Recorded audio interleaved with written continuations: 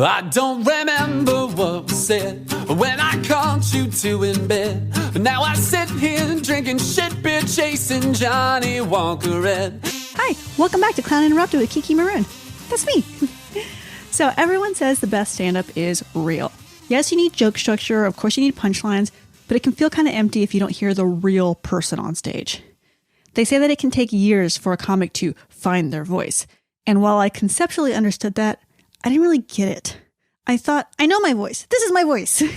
But when I would go on stage, it would be my performance voice. Which makes sense. I hosted burlesque shows way before I did stand-up. And burlesque is big. It's showmanship.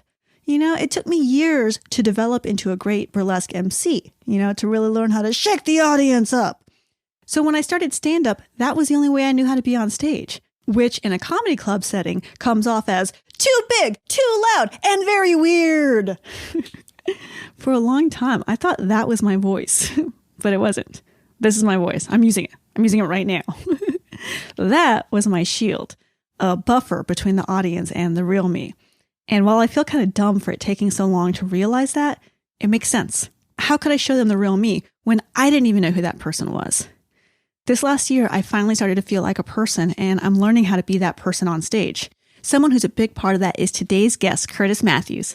Kurtis is the owner and teacher at the San Francisco Comedy College. He's been helping stand-ups develop for over 2 decades. But more importantly to me, Kurtis is also a hilarious stand-up himself who performs with other comics in his show, The Addicts Comedy Tour. I met Kurtis when that tour came through Houston and listened to the stories about life, love, jail, rehab, and recovery.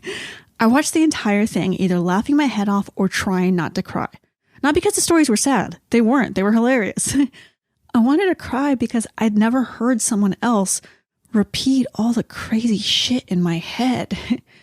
I was sitting in this jam-packed audience, but it felt like they were talking to me, about me. Not only about how fucked up I was, but about how healthy I could be, if I just stuck with it. I hadn't been that affected by a performance since first seeing Bill Hicks. I'm not going to go into that story again because I've talked about it ad nauseum on this podcast, but that's how deeply this show affected me. So it was insane and beautiful and weird to learn that not only were Kurtis and Bill friends, they even had the same AA sponsor. That's crazy. If I had the rights to it, this would be the part where I splice in Bill's joke about God fucking with people. Haha, I'm a prankster God. I'm killing me. That's how this feels. Life is bananas and God is fucking with me. So since then, Kurtis has become a good friend and a mentor.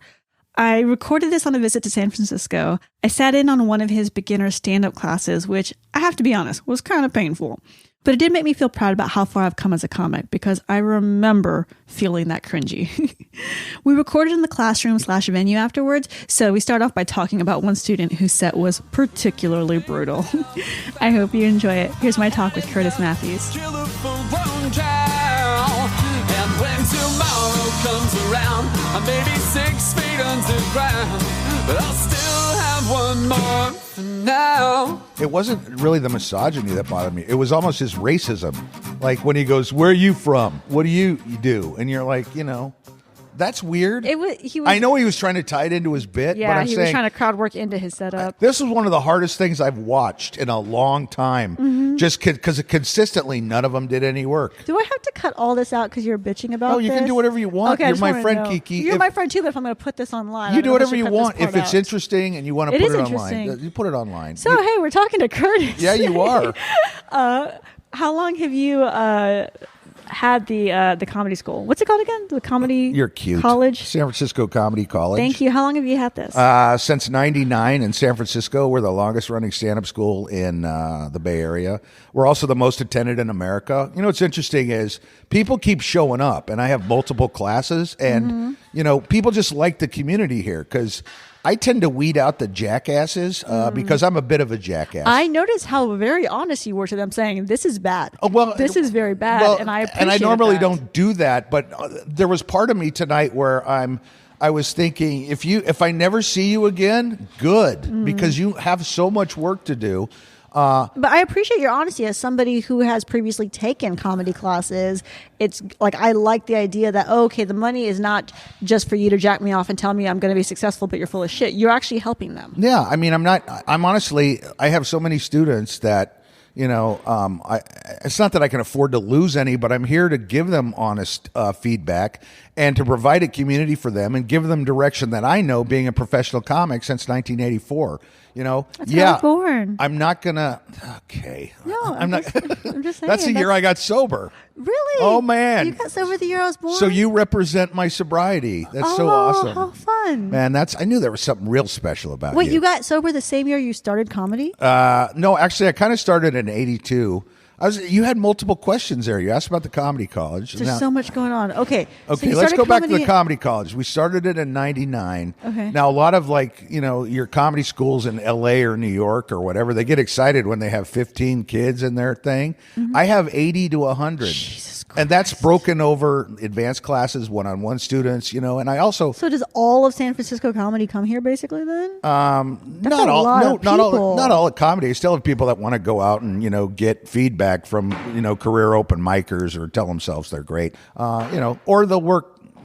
I'm on the fence with free gigs, but I've always said if an audience pays even $1 and shows some sort of respect for stand-up, less likely that they're going to heckle. Yeah. Less likely that they're going to be mean to people. Less likely. There's value. So they think that they're getting value in it. So something. It's like if you could charge $1 or $2, it's better than and the show's free. How desperate is that? It's just sad going into me. Where it's like I'm walking into this free thing. It's going to be god awful. Yeah. So, nobody wants what nobody wants, and if it's free, they assume. And it's almost as if some of these comedians anymore are training the audience not to value stand-up or pay for it. How is anybody going to make a living if stand-up is always free? Sure, if you're a customer and you watch a whole bunch of free shows, why are you going to come back in week 5 and pay $25? You're not, because it's been free the whole time. So that's actually something I'm learning now that I'm doing the shows in Dallas. I found out through one of the comics that I booked for the Burlesque. He was saying that they are not allowed to do or promote, bar shows once they're on Hyena's roster. Hyena's is the club. I don't know if you ever worked down there. No, I've heard of Hyena's. Yeah, so Hyena's is the club down there, and so they have Hyena's Dallas, Plano, and Fort Worth, so all driving distance. Actually, we do Lundholm and I for the Addicts Comedy. We do Hyena's. You do? Okay, yeah, that Randy guy over there. Yeah, Randy. Yeah, Randy Butler. So I have not met him, but I hear lots about him. He's a good guy. So what they were saying is that if you're on Hyena's roster, they don't want you doing all the free bar shows in town, because why the fuck would somebody then pay to come see you? That's also true. In a weekend, if they just saw you at whatever sports bar down the street doing the same thing for free. When comedy clubs, if they're good enough and the stage time's good enough, that makes sense to the comic. And it depends on how big the market is. But what I find here in San Francisco is there's no allegiance. So, some guy that's going to work over at, Hacky Schmeck's Handgun and Hard Liquor Night doesn't care if he goes, and then works Jenny's Handgun and Hard Liquor Night and then goes over and works Bimbo's Hard Liquor and Handgun. I mean, the audience... If you had a draw, they're split all over the place. Yeah. So what's your allegiance to? So the smartest move, I suppose, if you're a new comic, is to have your own show and invite your fan base into that.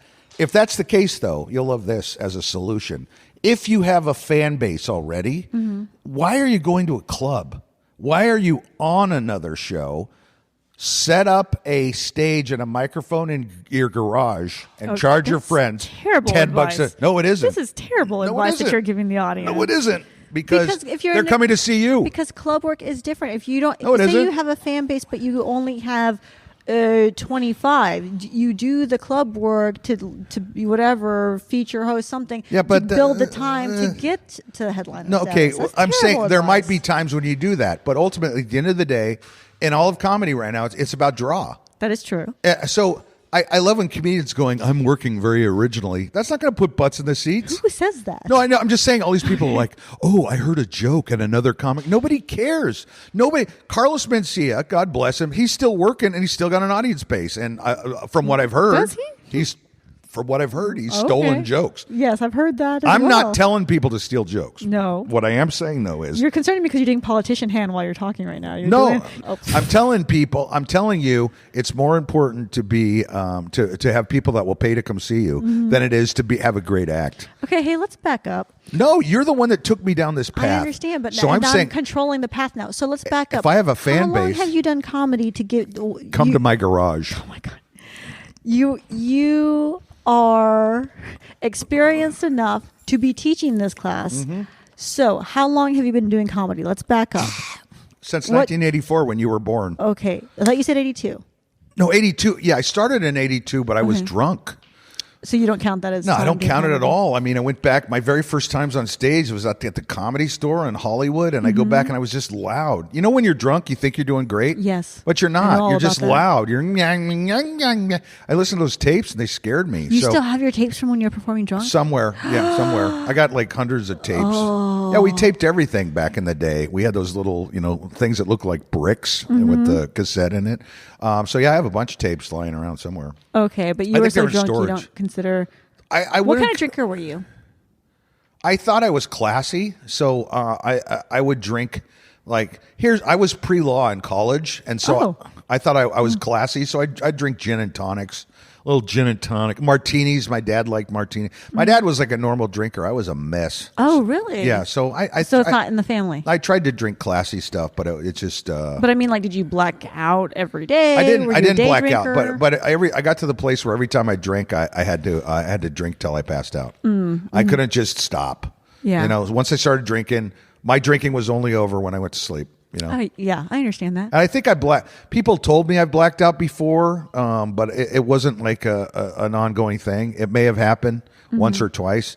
It's really scary. If people black out, stop drinking. Jeez Louise. I didn't black out at first. I actually thought girls that said they blacked out were liars and just wanted an excuse to say that they didn't remember what happened. And I was like, that fucking lying bitch. Well, maybe some of them did. Well, there's the thing. Then I became a blackout drunk. Something happened, probably all the alcohol. And I started blacking out all the time. And because I drank until I couldn't anymore, I was blacking out every day for years, and it was scary every single morning because I didn't remember it. I had that, oh God, what happened last night? Checking my phone, looking for the text, doing the whole thing. And now I just can't even imagine, that's terrifying. Why the fuck would you live in that space? It is. Yeah. Well, that's how crazy we are, where, you forget whole blocks of time and bad things happen. And I was just talking to a kid the other day, and he told me that he said his body was, he would drink and his body would go, let's shut down, let's lay down. And his mind was like, no, we got a million things to do. And so, yeah, he did all sorts of stuff, blacked out, So what made you quit then? A car accident, mostly. Oh, yes, we talked about this. I know, 84 car accident. My car accident was in 84, probably at the same time you were being born. Oh, if you killed someone, maybe I was reincarnated. And my God, and you're like my daughter? I'm coming back for revenge. That's so great. Either way, I'm in. Okay. Why did I quit? My life was not, I was not happy. I was, here's Tell me your story. Okay, if you want. I mean, the thing that I'm the most happy about is I drank early, I burn out early, and I was done. Some people, their whole lives, they drink and they're alcoholics, and their life is not very good, and it's up and down, it's roller coaster, or they don't get sober until late in life. For me, it was a problem. I started drinking at 16. Wow. It was mostly coming the pain out of a relationship. The love addiction stuff we can talk on some other show. Oh, fuck. But I mean, yeah, I can have a whole different conversation with you. Yeah, about that was one of the huge issues for me that drove me to the alcohol when I was 16. So I drank 16, 17, 18. Got worse. I was drinking every weekend and blacking out, or not blacking out, but passing out. And then all of a sudden I was drinking every third day. And then it got to the place where I kind of had to drink every day something. And then June 24 of 84, I crashed a car. I almost killed a car full of girls. Oh my God. I almost killed myself. And did you crash into the car? Or? No, I went by the back end of the car and hit a stone wall. But as I was sliding into the intersection, I had that moment that I was going to die. And then somehow... Did you sober... were you, because the accident was so jarring, did it sober you up in a second, or do you? Well, as I was sliding through, then I had that weird moment of clarity some people talk about, where I felt like there was this weird bubble around me, and then I'd be okay. And I don't know why, but if I go back to those moments, I thought I was going to die. Then I felt like I'd be okay. And it all happened within a second, not to 2 seconds. And then I hit the wall, and I was wearing my seatbelt. I bounced my head off the steering wheel, fell into the gutter. San Dimas sheriffs, God bless them, they showed up and said, "You want to ride in the police car, the ambulance?" And I realized that I was beat. I had accepted that I was beat, but I came so close to killing those girls, and I came so close to killing myself that there was some part of me that really went, I can't do this. I mean, I really met myself and went, I'm powerless over this. I don't know what I'm going to do. Even if I had continued to drink, the state of California stepped in and said, you're done. You know what I mean? And I'm not going to fight the state, and I'm not going to be in denial. So my first year, I had alcohol school, and everybody's in denial when they first get there. Oh, this happens to everybody, or it's the worst. And the easiest thing for me in my first year was just act as if I'm going to act. So you had to go for a full year? I only had I don't even know what it was, maybe 4 weeks. Look at you course. And look at me. No, anyway, no, I'm kidding. No, I mean this was my second one. It was your second one. Yeah, it was my second time within 2 years, because my alcoholism was in '82. I got busted for drunk driving in the west side of Los Angeles, but there was no accident. '84 was this big accident, so obviously things were going awry. Yeah. I had a year of alcohol school, but what made it easy was I acted as if I was an alcoholic. I go, okay, you want to call me an alcoholic? That's not such a shameful thing. I'm going to act like I am. So when I started acting like I was, I started hearing things that sounded familiar to me. And so when I heard stuff that was familiar, I could start to get well, because those people were doing better. So instead of fighting it, I don't know why people, I don't want to be considered an alcoholic. Why? Yeah. I mean, there's worse things about you. You know what I mean? Or whatever it is. I mean, being an alcoholic, it's like saying, oh, I don't want to be a diabetic. Well, you are. As somebody who fought it, yeah, I know. I can say that it seemed like labeling myself weak. And so I didn't want to use those words, because no, it's not cool and hip and all that stuff. Like, it's saying that I'm a loser, and I'm not a loser. So that's what it was. No, I got you. But the deal is that's those people that go, well, you just buckle down. Just stop doing it. Just, we have a compulsion of the mind. We have a spiritual deficit and a compulsion of the mind. It's a disease. You know what I mean? We're wired differently. It's like you and I were talking today about, hey, look, that cop's got a gun. Let's take it. Normal people don't think like that. I want to just clarify, we did not say that about a cop. Well, not a specific cop. That was in front of us, but we were talking about how that is a thought that we have both had. That crazy people have, because we're ill. So once you go, it's not I'm weak, it's I'm ill. It's like, what kind of idiot would walk around and go, I don't have the flu. I don't have the flu. I don't have the flu. I don't have the... people do that. That's ridiculous. Then they still go to work because they don't want to. And then they get everybody infected, and they're terrible. So I'm just saying, kids, if you have herpes, tell someone. What? What am I saying? Anyway, you know what I mean? It's like, so to me, it wasn't weakness, it was power. It's like, I got this thing and I want to deal with it. I agree, but I think that's a lot of clarity for you to have that early in I was scared crapless, the whole thing. I mean, when people say to me, hey, don't you miss drinking? No, because drinking to me, like one Budweiser equals screaming girls, car crash, smell of gasoline, ambulance, whatever.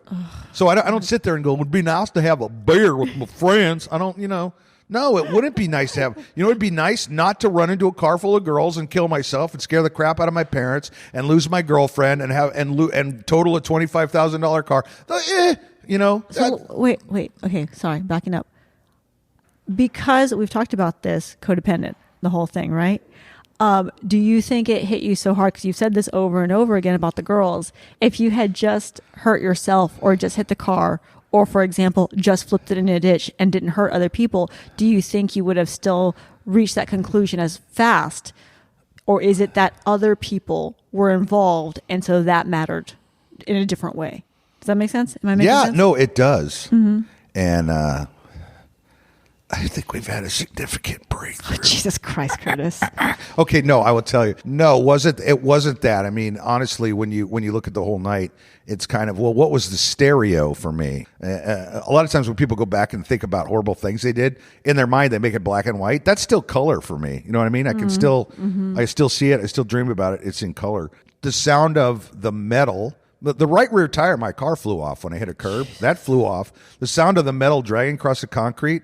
The sound of the car hitting the center divider. And then the sound of the metal crushing as I hit the stone wall, the sound of the sirens, and then those girls screaming, right? So those girls were just part of the whole stereophonic thing. But yeah, I mean, obviously the most significant portion was that I didn't, I put myself at risk.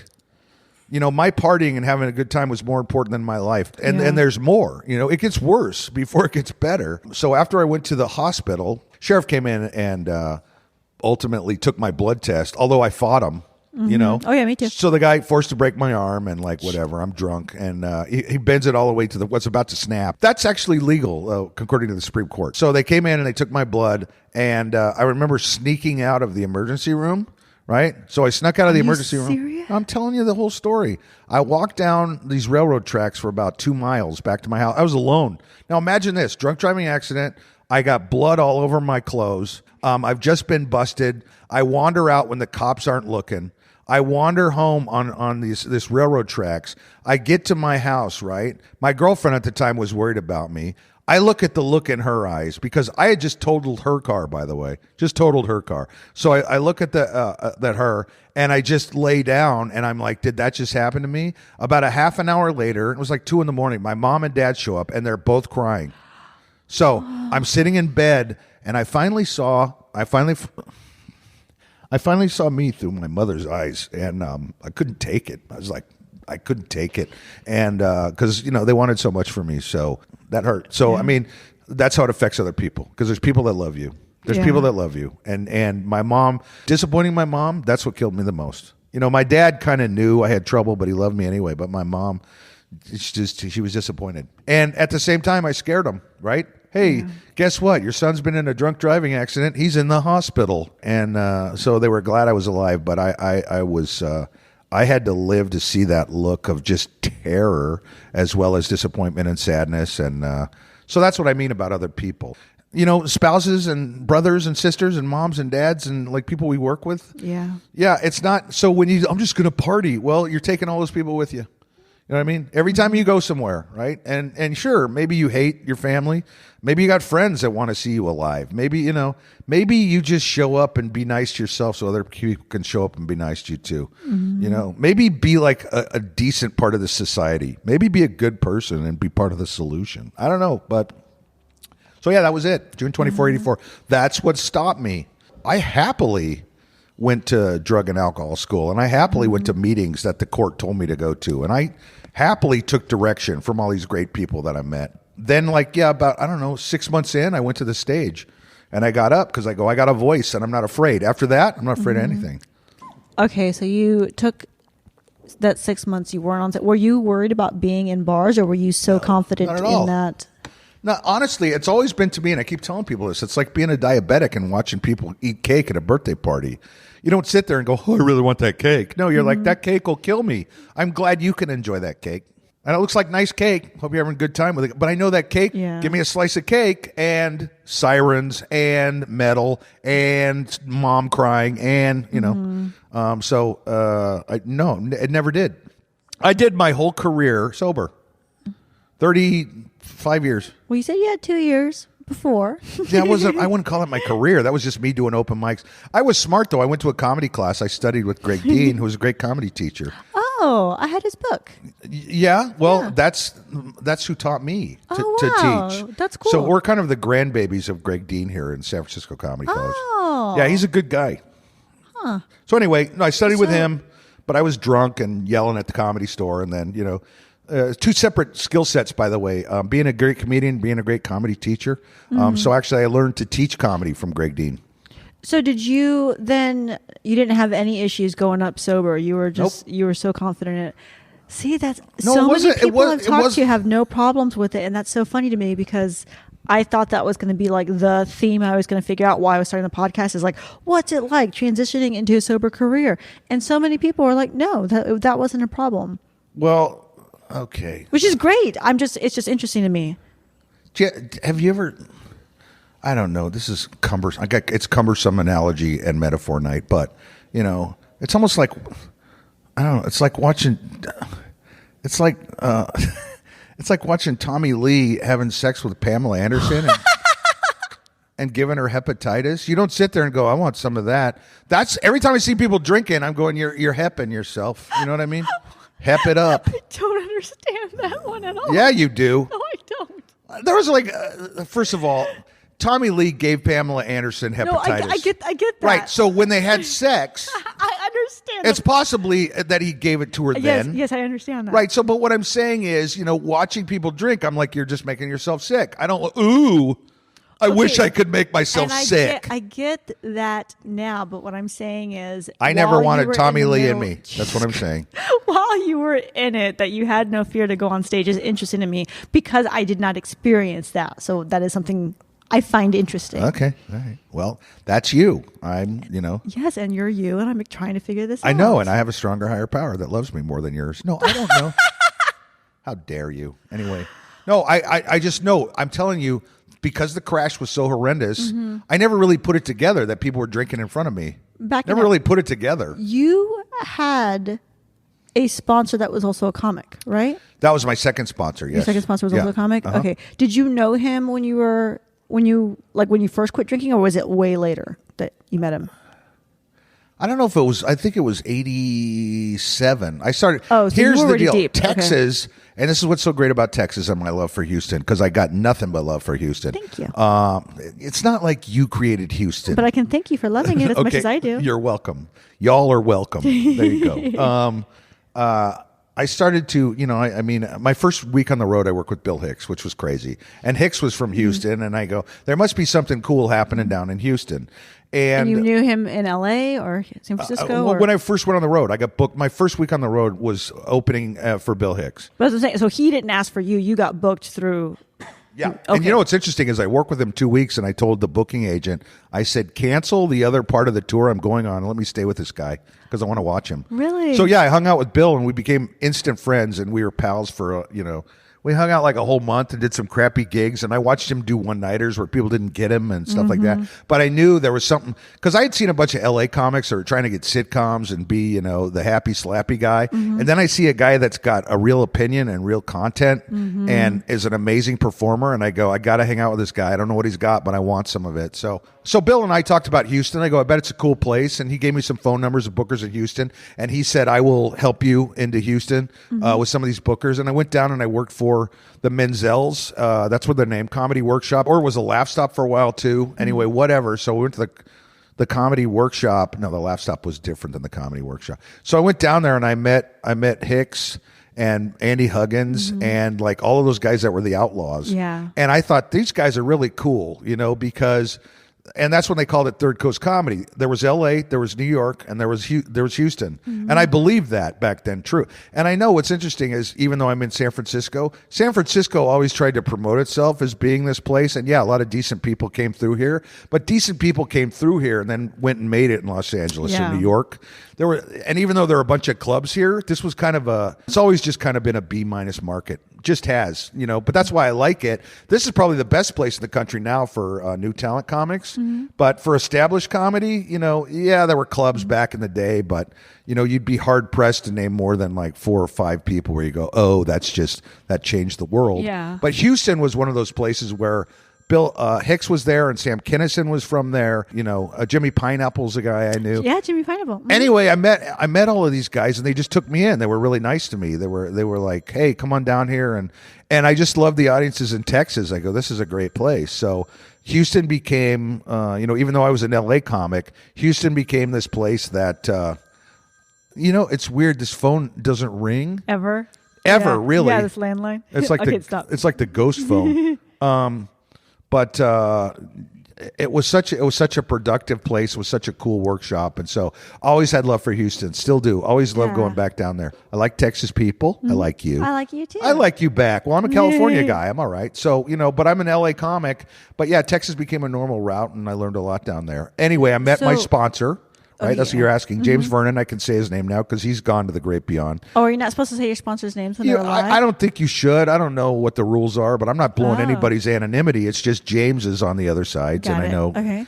And so James James was sponsoring me and Hicks, so we were his babies. So Bill and I would talk all the time about like trying to get well. And you were sober before Bill, right? I was.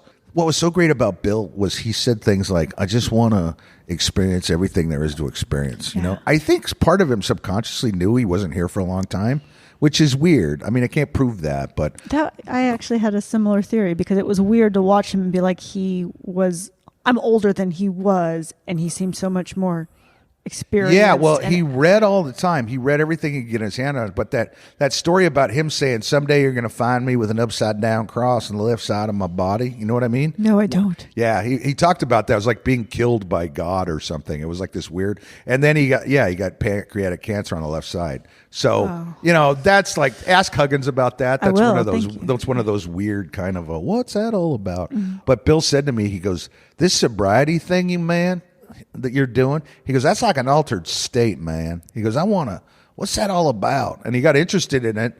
I don't necessarily know if he was totally committed to being sober. He knew he had a coke problem. He knew he had an alcohol problem. I just think he thought, what's on the other side, man? What are you doing? Because you seem so happy in sobriety. And so, yeah, I mean, James Vernon came in and helped us both. And what was so great was because Bill sobered up, he was able to get those last 3 albums out. You know, Revelations and some of the other stuff, because he knew he was dying and he wanted to dump everything. That's why he was fearless on stage too and kept doing new material. I don't know if people know that stuff, but like I said, I always think it's funny when people have Takes tributes and Andy Huggins isn't there. Yeah, that's crazy to me. He's the man. I mean, I know I know Hicks had friends like Kevin Booth and stuff like that, and they were buddies, and that's all fine. But Andy Huggins is a must-have because he watched Bill. So yeah, I was happy to know Bill. He and I were buddies. We were sponsees of Vernon's, and you know, not that I belonged to any anonymous group, but we were sponsees. That's interesting to me about that. He just wanted to experience. You think he just wanted to experience everything, because that's kind of been. I've said before, I'm Madonna all the time. Like, I've had so many different personalities and names, and gone. It is kind of creepy, but I've gone through so many things, and I'll like go a couple of years and be like, I don't like this anymore. I'm gonna try this other thing. I didn't think sobriety was going to be one of them, and it is now one. But even when I was like deep in the crazy and really deciding that I'm going to let the id take over and just spiral out, even then, I actually have these journals where I was writing out, like, it's fine that I'm spiraling out because I just want to be a connoisseur of life. I called it. Like, I just want to try all the things, and this fucked up shit is just one of the things I want to try. I was diluting myself into thinking it was okay that I was spiraling out because I knew I was spiraling out. So I told myself I was choosing to spiral out as an experience that I just wanted to try. I got you. Well, no, I mean, you hear Bill, it's just a ride, where it's kind of like his life is like, this is an amusement park. What can I try? You know what's interesting, and this is the only regret I have with Bill, was when he got sick, he didn't tell any of us. Because I remember he was in Seattle, and I said, hey, let's hang out. I was doing some other gig in Seattle. And he's in the car, and he goes, hey, man, my back hurts. And I'm like, you know, that'll be fine. Because we're young. We're not going to die. Then, I find out later he had pancreatic cancer, which he didn't tell us about. But also, because I was protecting my sobriety, when he went on those last acid trips he took, for whatever reason, he didn't tell me. I just thought he had slipped. I just thought he went out. So in my head, I go, Bill is now dangerous to me because he slipped. But if he had told me, yeah, man, I don't have long and I want to do this trip with my friends, I would have gone, fuck, man, let me come hang out with you. I'm not going to do it, but let me hold your head while you trip. Yeah. You know, so that's my only regret. I just wish he'd told me. Yeah. I mean, you know, Tony Visick, who ended up helping out Hicks and became a friend of, Tony's still a friend of mine too. Tony's great. So we all kind of knew each other. I mean, sober recovering comics in LA, we kind of knew each other. And then, you know, your circle broadens. You start to meet the sober comics in Houston and the sober comics in New York and the sober comics everywhere. But it really is kind of a small community of people that have long-term recovery. Russell Brand. Yeah, he's got a whole company now. He's got a whole thing about it. I have not read his book. I'm going to. I want to actually talk about it on the podcast because I've had lots of people that are not interested in AA, but we're interested in that. So I want to offer all the different. Of course, I mean, you can recover in multiple different ways. I mean, whatever works for you. The thing I like about Russell Brand, honestly, you know, yeah, he was a decent comedian. But I also, this is where the Addicts Comedy Tour came from, where Mark Lundholm and I are on the road. At some point, when they say your primary purpose after you kind of get sober is to you know, help other people to achieve sobriety, and you got to give it away to keep it. Yeah, I've met so many people that get in recovery in show business that only do it so they can get back into show business. Or they only do it because they want to get booked on a show. Or they only do it because they want management to take. Seems like the longest way to do something. I know, but I mean, I'd actually seen that. I've actually seen that stuff where people are like, "Oh, I'm sober now," and it's BS. You know, you can tell when somebody's legit. So the thing about are they not actually sober? Or I don't know. Sober, I can't judge anybody. I'm just saying though, they let people know. You know what I mean? It's like. I don't lead with that. I mean, yeah, I'm sober and yeah, I'm a comedian. But my primary purpose is not to get on, Last Comic Standing, if they still had that. What is it now? Who's Laughing Now or whatever it's called. There's a couple of them. I'm not trying to get on Netflix. I don't care. Every comedian in the country will be on Netflix. Not a big deal. Well, I hope I do. Yeah, of course. I want that. You still, yeah, exactly. You still have the compulsion. We'll cure you of it. But it seems to me success is not compulsion. I want to be successful. I don't know if Netflix is successful. It's just something you should do. It gives you an audience. Okay, who can then buy tickets. You get an audience by being a fabulous dancer and having a great podcast. I am not a fabulous dancer. Okay. You don't even know anything about me. Then why am I giving to your Patreon? Can we talk about that? It's not for dancing. What is it for? Costumes? I am an MC and host. It's not. You're a hoe? Yeah, host. Okay, I know I'm playing with you, I Kiki. am a Kiki, I believe in you. Let's not make it about you. You're getting sad. Go do Netflix, Kiki. That's fine. You. I want you to. I hope that brings you all the success you want. I'm going to give you my business plan later. I want you to. I can't wait to see it. Now, think of all the comedians that have done Netflix that you still haven't heard of. So good luck with Netflix. All right. I'll be different, so continue. Okay, good. Well, I know that. It's always you. It's true. I've got a different plan. Oh, boy. All right. Do you want to hear the plan? Okay. No, and I wouldn't give it. Don't give away the plan. I give away the plan all the time. I give it away on my Patreon. Other people will give away the plan. All you've got to do is sign up to the Patreon, and you'll see my blueprint. I suggest it because I got a sweet T-shirt that said "Insane Clown Posse" or whatever. It said "Houston Stripping Clown." I know. I loved it. It made me happy. I don't think anybody believes I'm a Houston stripping clown, but I think Russell Brand's doing what he wants. I think he wants to help people. Yeah, I agree. More than he wants to be famous, he wants to help people now, and I think that's pretty cool. So I'm like, I like that he talks about, which, it's always easy for people to say when they have it, but like he's had the fame, he's had the money, he's had the sex, he's had all the things. He didn't find the happiness in it. He found happiness here, and he's trying to tell other people that to kind of give them the shortcut. And it's hard because everybody then says, but you can say that because you've had it. I want to try it myself, like I'm saying now. Yeah. But yeah, I genuinely believe him versus other people that seem to be just, spieling the positive bullshit because that's popular right now. I got you. I believe him. No, yeah. I mean, obviously there's something to be said about somebody that's been there and done that. I've done everything I wanted to do in stand-up. Really. I mean, I did TV shows. I did cruises. I did colleges. I made a lot of money. I didn't make money. I worked all over the country. I worked all but 2 states in the United States. I've been to Canada and comedy. Which 2 states did you not do? New Hampshire and Maine are the only 2. Maine's supposed to be beautiful. I know, I'm so sad you didn't make it. Well, I could put on a show. Nobody would come, but then I could fill out Maine in my. But I've done everything, and yeah, I agree. That's not going to fix you. So you're not going to quit doing the Addicts Comedy Tour, though, right? No. Okay, because because it's being of service. That's what I was going to say. That's okay. So that is how I met you. Yes. Was you were on tour with the Addicts Comedy Tour. Andy Huggins was opening for you. I always like to go to support Andy. Andy's a good man. I actually kept getting ads for it on Facebook because of my history searching, I'm sure, sobriety and things like that. Right. And so I was very excited when I saw that was happening, and I was like, please don't let this suck because this is important. And it did. I know. No, it didn't. That's why I was so happy. And I know I told you this, but I'm going to say it on the podcast again. It helped me so much to watch you. I didn't know you. I just was coming to this thing, and for you to go on stage and talk about things that I thought I only thought about. I left there. I cried my whole drive home. And the joke joint's far. It's a long drive. I cried my whole drive home because I felt so much relief watching somebody on stage, like I said, say things that I thought I only thought. I always assume I'm crazy. I know I'm kind of crazy, and that's fine.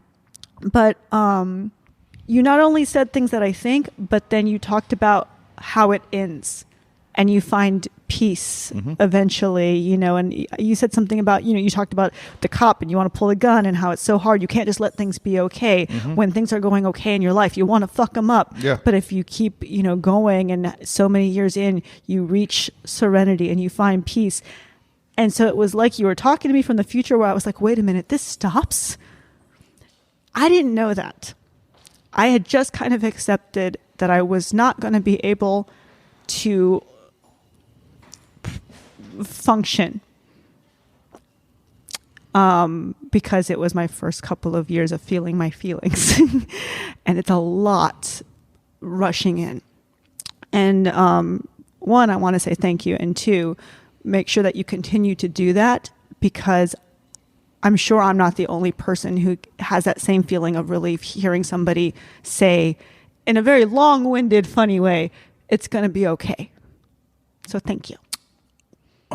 That's a lot. No, I honor you as a person, as a comedian, as a sober person, as a human being. And I always knew there was, I don't know, just something special about you. I appreciate that very much. I'm flattered and humbled by your work. I don't, I mean, sure, I could say something funny and you know what I mean? But that's just fear, right? Mm-hmm. When you hide behind jokes too much, it's just fear. You're just a sad little man wearing tennis shoes when you probably should put on some dress shoes. No, that's really sweet. And I will tell you this. Yes, I don't intend to stop touring with Mark London because he's one of the most... he's my brother. I've known that guy 33 years, and he kind of represents the N, and I kind of represent the A. He's been there and he's done that, and he's crazy, and he's been in jail, and he scares the crap out of me sometimes. And we fight a lot, but we love each other at the end of the day. So that tour will continue. That being said, yeah, it's never going to be massively popular, but so what? We've always said if we can go in there and affect 2 or 3 people, if we can save somebody's life tonight, that show's more important because I saved somebody's life. What did you do? Oh, we laughed, and what a great Netflix special. Really? I kept that person from putting a gun in their mouth. So there's no ego there. It's just that my higher power allows me to do that. And so, we're never going to be hugely famous, but we will continue to do that because it's not about fame. It's about service. Mm-hmm. But so thank you. I'm glad that you came, and also I'm glad that you're part of our circle. And as you get funnier, you'll come out with us and be our guest, and it'll be great. We got to get the funny part down. I'm figuring it out. You're funny. What are you talking about? So, actually, so you saw. You're funnier than all my students. Well, thank you. I should hope so. Fuck. Well, it was a low bar. Oh, how dare you? Anyway, they were beginners. What can I tell you? I'm still working on it a lot, but I didn't feel comfortable. I didn't talk about not drinking on stage. I'm 3.5, almost 4 years in. I just felt comfortable mentioning that I don't drink 6 months ago, maybe, for the first time, because it's for the first couple of years. I didn't talk about it even online, social media, nothing. I was scared of losing many of my shows have sponsors, beer sponsors, liquor sponsors. Yeah, I was wondering about that. I was very worried about losing them because I need that money to run the shows. So I didn't talk about it. And then I also did a radio show, and that was a whole separate thing because we had liquor sponsors. You don't have to drink their liquor to let them sponsor you. You know what I mean? I get that now, but at first, like I said, there was a lot of fear, and actually I used to always say, I don't want to be sober KiKi, I just want to be KiKi, which was bullshit. I just didn't want I don't want to be held accountable if I change my mind, basically. So I didn't talk about it for a long time, and then I finally felt comfortable talking about it, and then I really wanted to help people, and that's how the podcast happened. And so now I'm like, well, fuck it. If they don't want to be involved, fuck them. Like, I'm in a different place now. I just am now exploring. Talking about being sober on stage. Well, there's a couple things that I think are funny. And this is like, my bottom line was always, I'm not going to appear with alcohol, and I'm not going to endorse alcohol. At the same time, I don't have any problem against it. If I go into a club and, they got specials on Corona, I'm not going to tell them to stop. I'm just not going to have any. Years and years ago, there was a Johnny Walker contest for like the funniest comedian in LA. Anyway, I got into the finals with Steve Smith. Steve Smith is also another sober guy. Oh, funny. But it's a Johnny Walker contest. And for the promo, the guy who's wearing the Beefeater costume, hey everybody. Yeah. This guy's already sold out. You know what I'm saying? Yeah. So he's wearing the costume. He goes, all of us are going to hold Johnny Walker bottles. And Steve and I go, we're not holding Johnny Walker bottles. And Bud Friedman bailed us out. And Bud shows up and goes, why don't you hold some delightful improv water? And we're like, yeah, what a great idea. So we're the only 2 guys sitting there with improv water while these other guys are holding a bottle of Johnny Walker. And it's like, funny. I don't have a problem with people that drink Johnny Walker, but for me to hold it would be disingenuous. Yeah, I agree. Another funny thing, the Addicts Comedy Tour, we were doing the Des Moines Funny Bone. And they had been getting a lot of money from Budweiser and Bud Light. Well, Budweiser and Bud Light were making their giant stand-up displays. So we get there, and it's like Addicts Comedy, brought to you by Bud Light. And I'm like, you got to be kidding me. I still have that. That's so we thought it funny. was hilarious. The next year, by the way, we were sponsored by O'Doul's. It still wasn't good, but, I don't know, it was funny. So it's my whatever you God. can handle. I don't like, if people can drink normally, God bless them. No, I don't care now. And my thing is, they will sponsor like the festival, which doesn't have my name and face and everything. That's kind of a general thing I own. So I'm like, yeah, I'll put beer and liquor all over that. But as far as like for the me, I don't want that. Yeah, great. I just don't want to. Whatever works for you. Well, that's the thing. It's like, what can you live with at the end of the day? And I know a lot of people that drink and don't have drinking problems. I know people that smoke weed and don't have weed problems. I know people that do drugs recreationally doesn't. So I've never been one to say alcohol and drugs is bad. I've always been one to say I'm bad on alcohol and drugs. That's it. I mean, there's no lecture coming. There's no holier than thou or anything else. But if you got an issue and you got a problem, I might have an answer for you. Maybe. I don't know. But, it's like. Do you like the idea of the Addicts Comedy Tour brought to you by Bud Light, though? That was hilarious. I'll show you that awesome. poster sometime.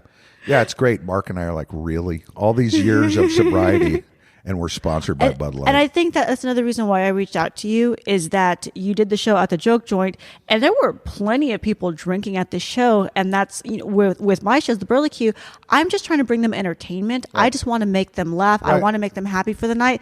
The bar is making a lot of money. I don't care. I'm not uncomfortable with it. I want them to have a good night, period. And I've had people kind of ask me like, well, is that weird that you're encouraging drinking? I was like, no, I'm encouraging fun. If that's what that means to them, then that's fine by me. And so to see somebody else in entertainment, that it wasn't like, okay, no beer tonight while we're performing. I liked that it was normalized. Every club is different with us. Like some clubs, they're like, everybody knows this is sober night, so they don't. There's an interesting flip side to that. But also, if Mark and I are working at a comedy club, the normal function of a comedy club is to sell alcohol. I thought it was to provide comedy for the masses. No, it's to sell alcohol. They gotta keep their doors open. I thought it was because the art form. No, it's to sell alcohol. What sells alcohol? Butts in the seat. What get butts in the seat? That guy that swallows a sword and juggles and steals jokes. That's me. No, what you don't still joke. But anyway, so we never interfere with the normal course of business. That being said, we have a lot of people that come to see us that are either one, normal, or are families of alcoholics.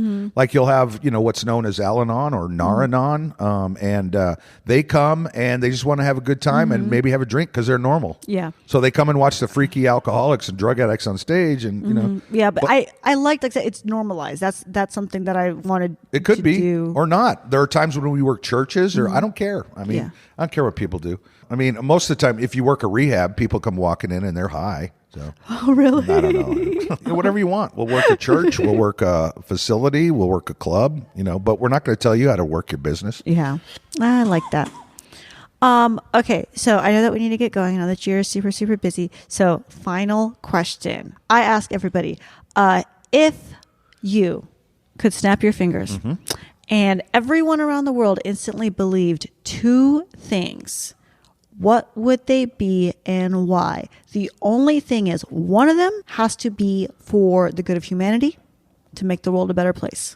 The other one has to be completely selfish and self-serving. Okay.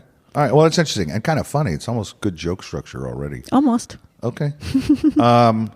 Two things. People do this a lot, right? They go, two things. We'll work on me first, just because that's what you would want as a selfish person. Okay. Okay. All right.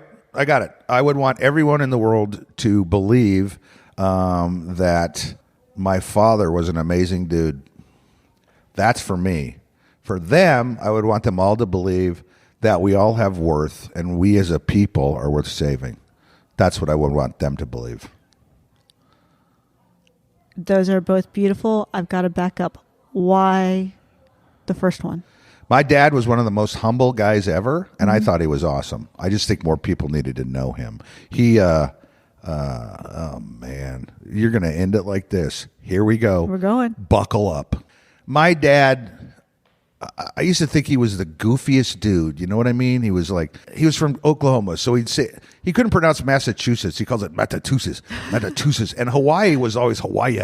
I'm like, I'm fine, Hawaii, you know? And he was this goofy guy that he didn't know the end to songs. He would just whistle them anyway. Mm-hmm. Like, just because he was happy. It'd be like, you're a grand old flag, you're... and something else, and the Homa, so yeah, he didn't know songs. He would just sing, and he was happy. And every day he would wake up and he would call my mom his bride, and he would open the door for her. And I was like, this guy is so goofy in love. And he would, every time they went to the car, he would open the side door for her. And I thought he was like one of the most simple Oklahoma hayseed dudes. I wanted a complicated dad. I wanted a dad that had more money. I wanted a dad that was more complicated. And as he was dying, I remember sitting in the hospital room. The guy was the funniest dude ever. And he wakes up and he goes, "What are you doing here?" And I said, I'm just watching you sleep. And he said, "You want me to say something fatherly?" And I'm like, "Yeah, sure." And he goes, "Get the fuck out of here."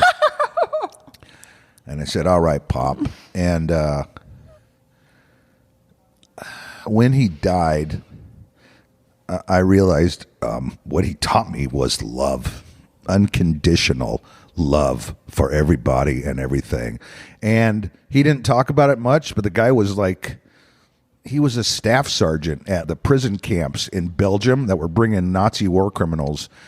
He was a badass, and he never talked about it. He didn't talk about it. He was just a badass. So sweet, loving man.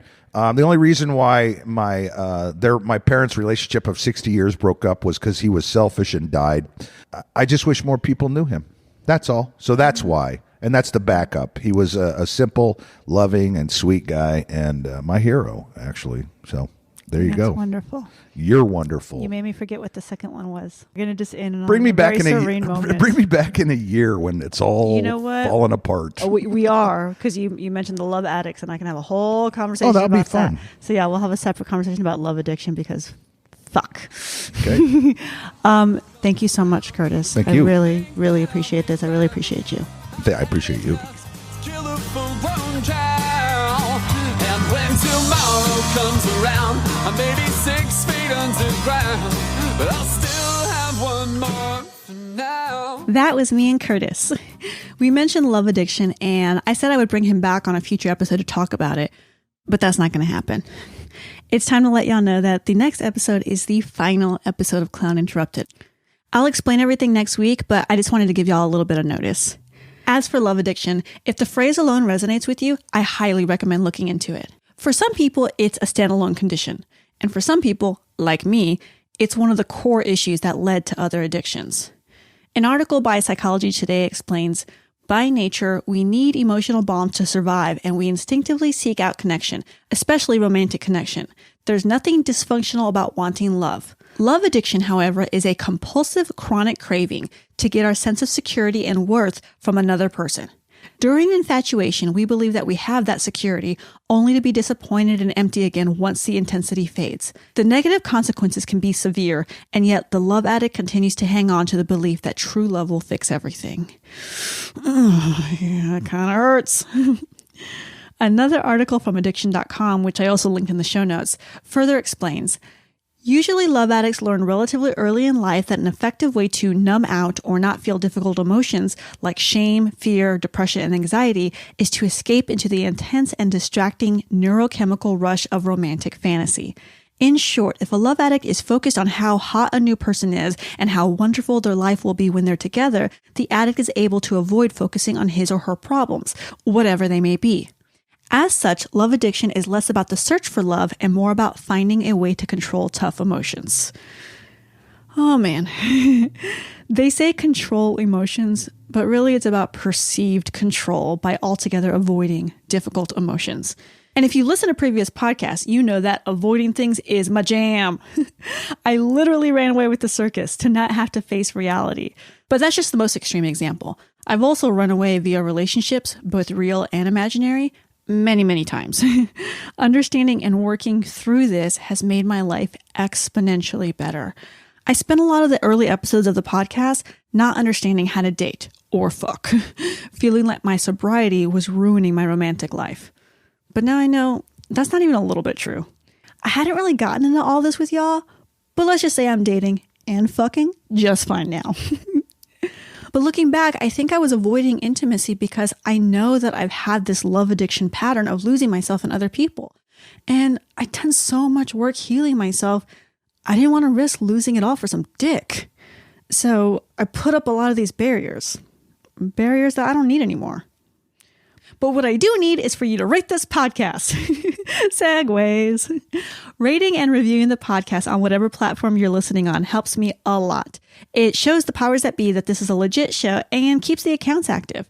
Even if the next episode is the last one, I'm still going to keep up the websites and hosting because, I don't know, maybe in a day or a year or in 5 years, someone will Google, "I can't stop drinking." And this will pop up and help them. So no matter when you're listening to this, please rate and review it to keep it alive. I'll be back next week. And in the meantime, let's keep in touch. You can always find me on Twitter or Instagram at KiKi Maroon. If you want the stuff specifically for the podcast, that's on Instagram at ClownPod. That's Clown, P-O-D, no spaces. And of course, you can also find me on Patreon. Patreon's a cool place where you can show your support for this show or any of the shows that I'm doing by sending anywhere between $1 a month or $1,000 a month. No one's done that one, but I just keep putting it out there. It's just a really cool platform that allows all the shows to keep running. So there's more info in that on the show notes. Whether you want to call it a donation or a tip, it's all very much appreciated.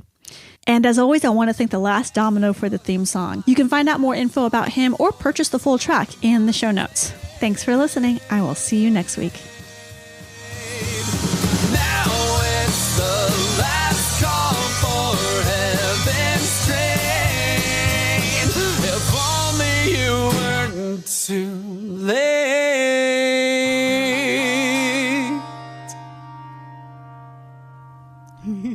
Yeah, we got it.